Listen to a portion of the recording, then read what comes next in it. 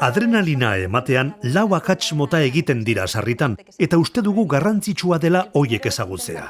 Lehena, adrenalina ematen saiatzea segurtasuneko tapoia kendu barik, horrela noski ezin da.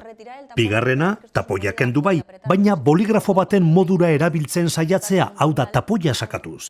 Aldiz, aizto baten modura erabili behar da, bultzatuz.